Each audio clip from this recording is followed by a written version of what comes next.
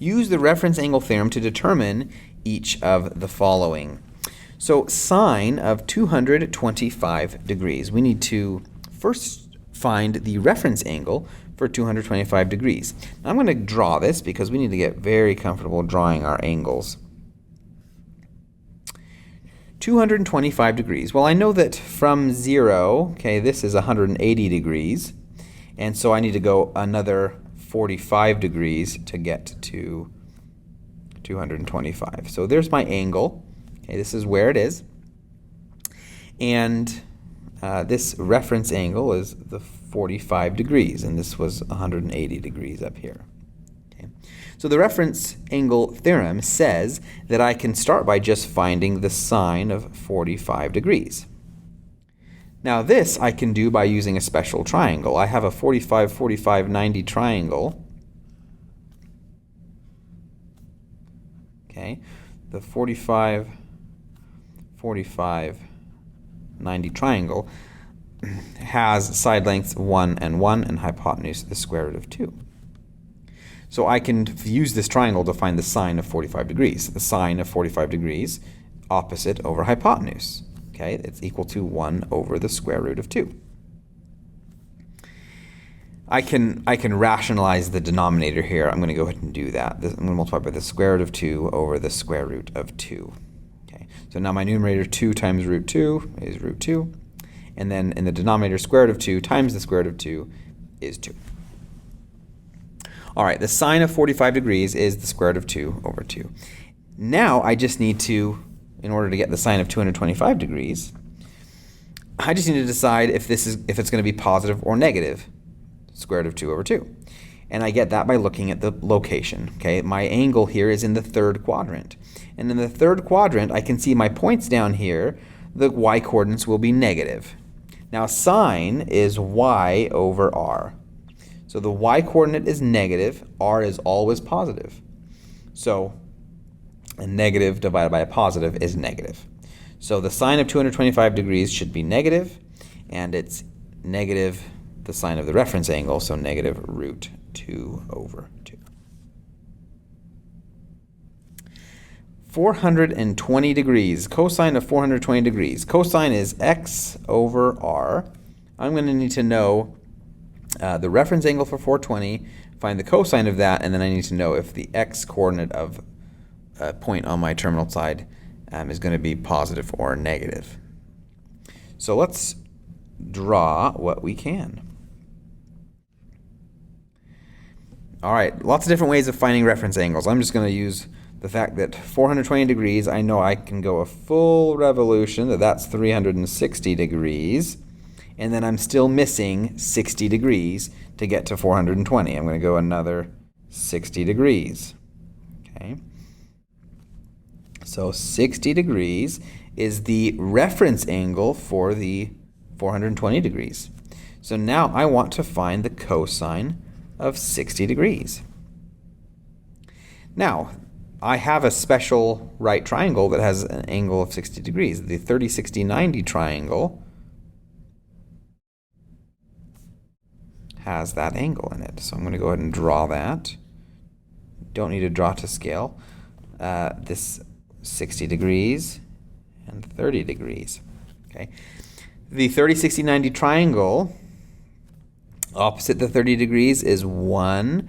Opposite the 60 is the square root of 3, and the hypotenuse is 2. Okay, that's our special right triangle, the 30, 60, 90 triangle.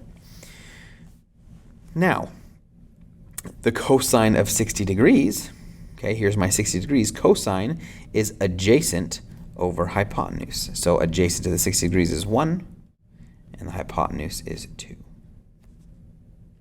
So cosine of 60 degrees is 1 over 2.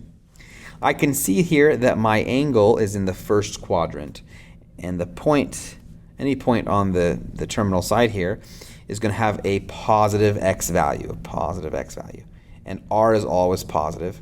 So positive divided by positive is positive, so I should get a positive value here. So cosine of 420 degrees is equal to the cosine of 60 degrees. It is 1/2.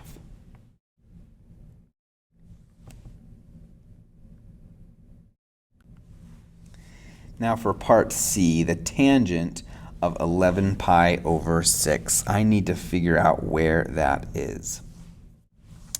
I need my reference angle for this. Now, radian measure may be a little bit less comfortable. It tends to be a little bit less comfortable for students, but we need to get really comfortable with it. So I'm going to work with the radians.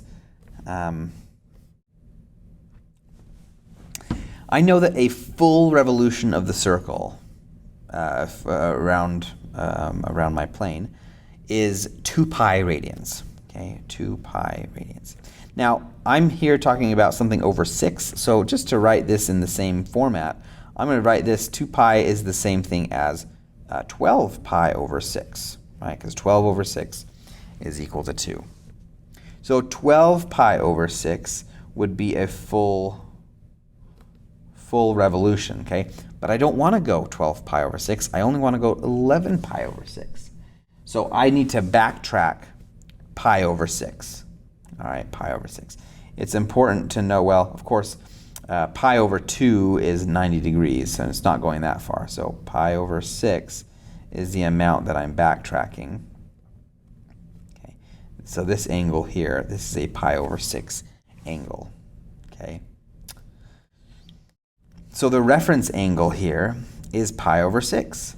And I need to know the tangent of pi over 6.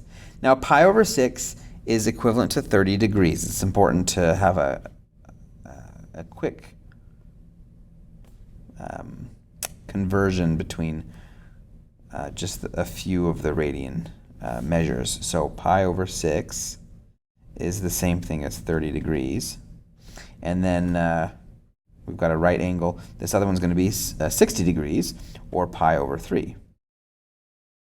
Okay. So that's knowing that the 30, 60, 90 triangle, I'll go ahead and write this, the 30, 60, 90 triangle could also be, you could also say the pi over 6, pi over 3, pi over 2 triangle. Opposite the 30 degree angle is 1, the hypotenuse is 2, and this other side is the square root of 3.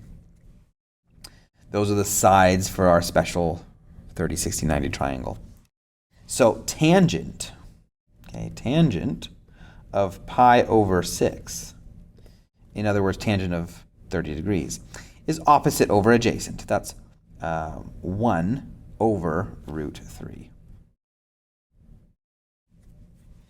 So that's 1 over root 3. I need to know, is this going to be positive or negative for my 11 pi over 6? That depends on my quadrant and my definition. My point here of xy, okay, whatever point on the terminal side I would have, I can see that the x would be positive and the y would be negative. And the definition of tangent is y over x. So my tangent should be a negative over a positive, which is negative. Okay, a negative divided by positive is negative. So my answer here should be a negative number. So I have 1 over root 3, but it needs to be negative, so I get negative 1 over root 3.